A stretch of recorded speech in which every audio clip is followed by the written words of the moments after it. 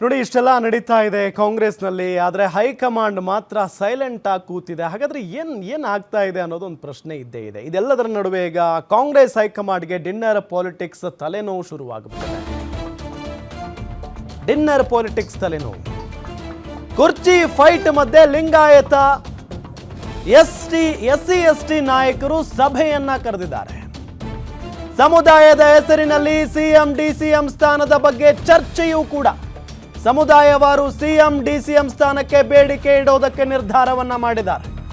ಸಚಿವ ಸ್ಥಾನಕ್ಕೂ ಸಮುದಾಯವಾರು ನಾಯಕರು ಪ್ಲಾನ್ ಮಾಡಿಕೊಂಡಿದ್ದಾರೆ. ಸಿದ್ದರಾಮಯ್ಯರನ್ನ ಕೆಳಗಿಳಿಸಿದ್ರೆ ಯಾವ ಸಮುದಾಯದ ಬೇಡಿಕೆ ಏನು? ಸಿದ್ದರಾಮಯ್ಯ ನಂತರ ಒಕ್ಕಲಿಗ ಸಮುದಾಯಕ್ಕೆ ಸಿಎಂ ಸ್ಥಾನಕ್ಕಾಗಿ ಒತ್ತಡ ಹೆಚ್ಚಾಗಿದೆ. ಸಿದ್ದು ಡಿಕೆಶಿ ನಂತರ ದಲಿತ ಸಮುದಾಯಕ್ಕೆ ಸಿಎಂ ಸ್ಥಾನಕ್ಕೆ ಬೇಡಿಕೆಯನ್ನ ಇಟ್ಟಿರು. ದಲಿತ ಸಿಎಂ ಸ್ಥಾನದ ರೇಸ್ನಲ್ಲಿ ದೇಹದಲ್ಲಿ ಬ್ಯಾಡ್ ಕೊಲೆಸ್ಟ್ರಾಲ್ ಜಾಸ್ತಿ ಆದಾಗ ಹಾರ್ಟ್ ಅಟ್ಯಾಕ್ ಆಗೋ ಚಾನ್ಸಸ್ ಜಾಸ್ತಿ. ಇತ್ತೀಚೆಗಂತೂ ಸಿಕ್ಕಾಪಟ್ಟೆ ನ್ಯೂಸ್ನ ಕೇಳ್ತಾನೆ ಇದ್ದೀವಿ.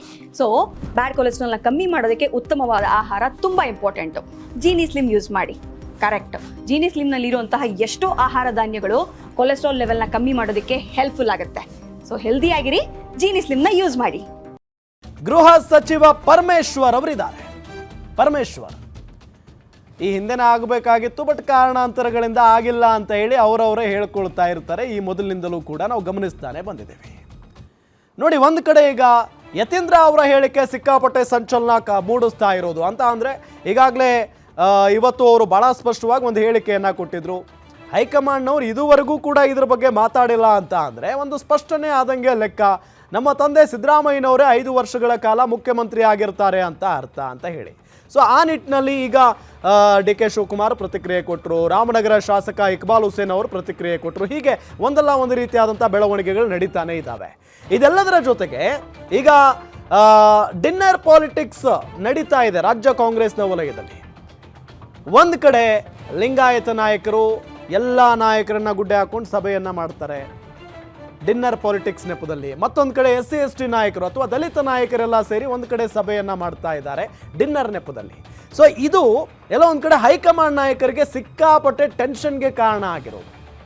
ಒಂದು ಕಡೆ ಲಿಂಗಾಯತ ನಾಯಕರು ಹೇಳ್ತಾ ಇದ್ದಾರೆ, ನಾವು ರಾಜ್ಯದಲ್ಲಿ ಒಂದು ಪ್ರಬಲ ಸಮುದಾಯ, ಸೊ ನಮ್ಮದು ಕೂಡ ಒಂದು ಪ್ರಬಲ ಸಮುದಾಯ, ನಾವು ಇಷ್ಟು ವರ್ಷಗಳ ಕಾಲ ಕಾಂಗ್ರೆಸ್ನಲ್ಲಿದ್ದೀವಿ. ಭಾಳ ಪ್ರಮುಖವಾಗಿ ಲಿಂಗಾಯತ ಶಾಸಕರು ಅಂತ ಬಂದಾಗ ಅಥವಾ ನಾಯಕರು ಅಂತ ಬಂದಾಗ ಕಾಂಗ್ರೆಸ್ನಲ್ಲಿ MB ಪಾಟೀಲ್ ಅವರು ಮುಂಚೂಣಿಯಲ್ಲಿ ನಿಲ್ತಾರೆ. ಹಿರಿಯ ನಾಯಕರು ಕೂಡ ಹೌದು.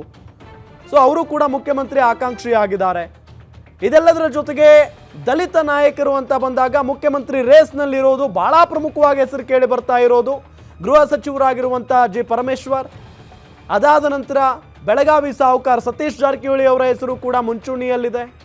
ಸೊ ಹಾಗಾಗಿನೇ ಬಹಳಷ್ಟು ಕುತೂಹಲ ಅಂತೂ ಇದ್ದೇ ಇದೆ.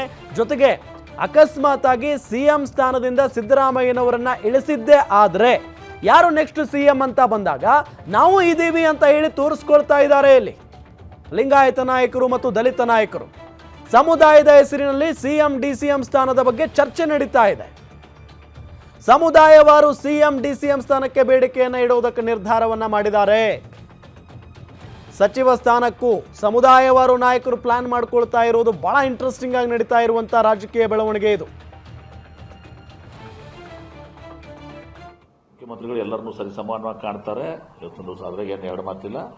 ಆದರೆ ನಾವು ಏನು ಚರ್ಚೆ ಮಾಡಿದ್ದೀವಿ ಅದನ್ನ ಎಲ್ಲ ಮುಖ್ಯಮಂತ್ರಿಗಳ ಗಮನಕ್ಕೂ ತರ್ತೀವಿ, ಹೈಕಮಾಂಡ್ ಗಮನಕ್ಕೂ ತರ್ತೀವಿ, ಉಪಮುಖ್ಯಮಂತ್ರಿ ಗಮನಕ್ಕೂ ತರ್ತೀವಿ.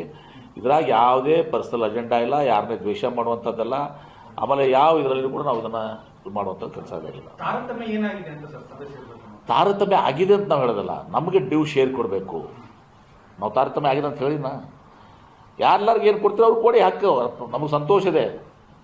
ಎಲ್ಲ ಸಮುದಾಯಕ್ಕೆ ಸಮಾನಾಂತರವಾಗಿ ತಲುಪಿಸಬೇಕು. ಅವರವರ ಜನಸಂಖ್ಯೆ ಆಧಾರಿತವಾಗಿ ಅವರವರ ಸ್ಟ್ರೆಂತ್ ವೈಸ್ ತಲುಪಿಸಬೇಕು. ಅವ್ರಿಗೆ ಪ್ರಾತಿನಿಧ್ಯ ಕೊಡಿ ಅಷ್ಟೇ. ನಾವು ಬೇರೆಯವ್ರು ಕಿತ್ಕೊಂಡು ತಿನ್ನಕ್ಕೆ ಹೋಗೋದಿಲ್ಲ. ಆದ್ರೆ ನಮಗೆ ಸಿಗುವಂಥದ್ದಕ್ಕೆ ಕೊರತೆ ಆಗಬಾರ್ದು. ಚರ್ಚೆ ಆಗಿಲ್ಲ.